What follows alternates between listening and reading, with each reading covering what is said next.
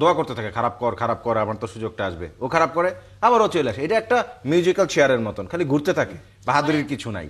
আমাদের প্রতিপক্ষরা ওই পার্টিকুলার সিরিজগুলোতে তাদের ব্র্যান্ড অফ ক্রিকেটের চেয়ে বাজে ক্রিকেট খেলেছে, আমরা যা খেলি সবসময় ওইটাই খেলেছি ওই 150 রানের হিসাবে। ক্রিকেটারদেরও তো নিজেদের দায়িত্ববোধের জায়গা আছে। আমি যদিও বলছি যে ক্রিকেটারদের তো আসলে জাতির দায়িত্ববোধের জায়গাটা বলেন তো, খালি ক্রিকেটারদের একা দোষ দিবেন? আপনি খুব সম্ভবত জেমাইমার যে ইনিংস আমরা দেখেছি সেই রেশ এখনো আমাদের হয়তো কাটেনি। সে যেভাবে আসলে দলকে সেমিফাইনালে নিয়ে গেল, যে অবস্থা থেকে উঠে এসে আমাদের ক্রিকেটাররা, তামিম চাইলে তো হতেই পারতেন জেমাইমা, পারতেন তো খেলা শেষ করে এসে একটা বড় ইনিংস খেলে আসতে পারতেন না, কিন্তু আমাদের ক্রিকেটাররা 50 থেকে 51 পর্যন্ত গেলেই মনে করে তাদের টার্গেট, আপনি যে টার্গেটটা বলেন তাদের লক্ষ্যমাত্রা আসলে পূরণ হয়ে গেছে। সেটা কেন হয় না? যে মাইমারা তো খুব যে পেয়ে একদম অভ্যস্ত হয়ে গেছে ব্যাপারটা সেটা না, খুব স্টার হয়ে গেছেন তা না, না পেয়ে কান্না করেছেন কিভাবে, তিনি আসলে কি সময়ের মধ্য দিয়ে এই জায়গাটায় এসছেন, এবং তিনি জানতেন যে যিনি ওই দিন যদি তিনি ফেল করতেন হয়তো আর দলে জায়গাও পেতেন না, এটাও জানতেন সেই জায়গা থেকে। অথচ আমাদের ক্রিকেটাররা তারা হয়তো ভেবেও যান যে আজ নয় কাল তারা তো আসলে জায়গা পাবেনি। হ্যাঁ, পারফর্ম করা লাগে না তো জায়গা পেতে।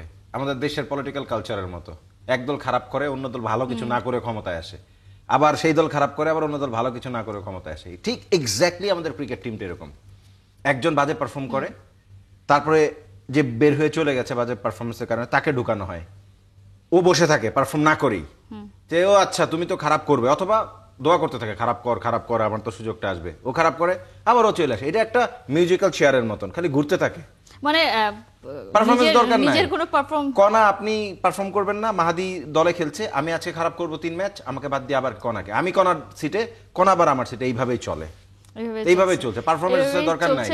এর মাঝখানে যদি মানে আপনার ঝড়ে বকের মতো ফকিরের কারামতির মতো একটা দুটো ভালো ইনিংস হয়ে গেল তাহলে তো একেবারে যেভাবে করে আমরা টি-20 তে হঠাৎ করে অনেক বড় দল হয়ে গিয়েছিলাম, শুনতে পেরেছি আমরা হঠাৎ করে বড় দল হয়ে গিয়েছিলাম, 4টা সিরিজ জিতেছি, শ্রীলঙ্কাতে গিয়ে সিরিজ জিতেছি, শ্রীলঙ্কার মাটিতে প্রথমবারের মতো কোনো সিরিজ জেতা, আফগানিস্তানকে আমরা সংযুক্ত আরব আমিরাতে হোয়াইট ওয়াশ করেছি, আফগানিস্তান টি-20 তে খুব ভালো দল, সবকিছু মানলাম। আমি একটা কথা বলি, বাহাদুরির কিছু নাই।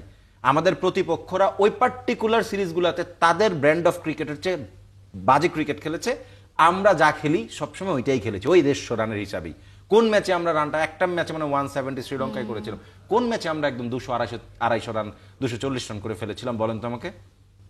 আমাদের কোন সিরিজে কোন ব্যাটার টি-20 তে মানে পরপর দুটো ইনিংসে সেঞ্চুরি মেরে দিয়েছে বা একটাই বড় সেঞ্চুরি করেছে? ওই 4টা সিরিজের মধ্যে একটাতে মানে পারভেজ ইমন কোন একটা ম্যাচে সেঞ্চুরি করেছিল। তানজিদ তামিম 3টা লাইফ পেয়েছে গতকালকে।